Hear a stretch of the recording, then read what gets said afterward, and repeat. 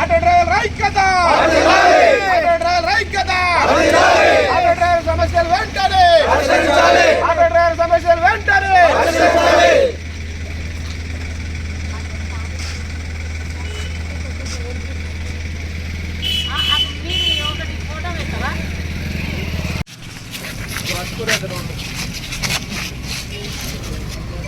Auto డ్రైవర్ల సమస్యల పరిష్కారానికి నేడు డిసెంబర్ 7వ తేదీన ఒక్కరోజు బంద్ నిర్వహించాలని రాష్ట్రంలో ఉన్న ఆటో యూనియన్లన్నీ పిలుపు తీసుకోవడం జరిగింది.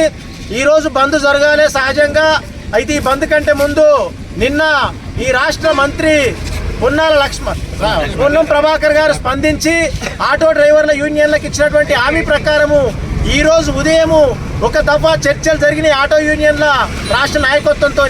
ఇక్కడ కొన్ని సమస్యల మీద కొన్ని అంగీకారానికి వచ్చి మరికొన్ని సమస్యలు ముఖ్యమంత్రితో మాట్లాడిన తర్వాత ప్రకటిస్తామని కూడా హామీ ఇవ్వడం జరిగింది. ఇది రాష్ట్ర వ్యాప్తంగా ఉన్న ఆటో డ్రైవర్ల విజయంగా సిఐటియు భావిస్తున్నది. ఎక్కడైతే పోరాటాలు ఉంటాయో అక్కడే సమస్యలు పరిష్కారం అవుతాయి.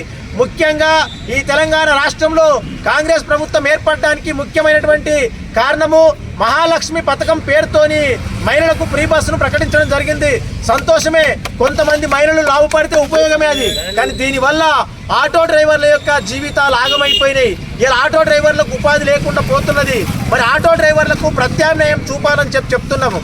అదే రకంగా ఈ రాష్ట్రంలో భవన నిర్మాణ కార్మికులకు కేంద్ర స్థాయిలో ఒక సంక్షేమ బోర్డు ఉన్నది. మరి ఆటో డ్రైవర్లకు అట్లాంటి సంక్షేమ బోర్డు లేదు. భవన నిర్మాణ కార్మికులకు ఎందుకున్నది? భవన నిర్మాణాల ద్వారా ప్రభుత్వానికి సెస్ వస్తున్నది. ఆటో డ్రైవర్ల ద్వారా రవాణా రంగం ద్వారా ఆటోలు రిజిస్ట్రేషన్ అయితే ఆటోల యొక్క ట్యాక్సు, ప్యాసింజర్ యొక్క ట్యాక్సు అనేక రూపాల్లో ప్రభుత్వాలకు ఆదాయాలు వస్తున్నాయి. మరి ఈ ప్రభుత్వాలకు ఆదాయాలు వచ్చినప్పుడు ఆటో డ్రైవర్ల కోసం కూడా ఒక సంక్షేమ బోర్డుని ఏర్పాటు చేసినట్టయితే దాని ద్వారా ఆటో డ్రైవర్లందరికీ కూడా సంక్షేమ పథకాలు వచ్చేటువంటి అవకాశం ఉన్నాయి. కేంద్ర ప్రభుత్వం యొక్క చర్యల వల్ల ఇలా ప్రమాదం జరిగితే లైసెన్సులు రద్దు చేస్తున్నారు. ప్రమాదాలకు అనేక కారణాలు ఉంటాయి. ఒక్క డ్రైవర్ యొక్క నిర్లక్ష్యమే ఉండదు. అనేక కారణాల వల్ల ఇవాళ చిన్న యాక్సిడెంట్ అయినా 6 నెలల పాటు లైసెన్సులు రద్దు చేస్తున్నారు. మరి ఇట్లాంటి విధానం మాదుకోవాలి.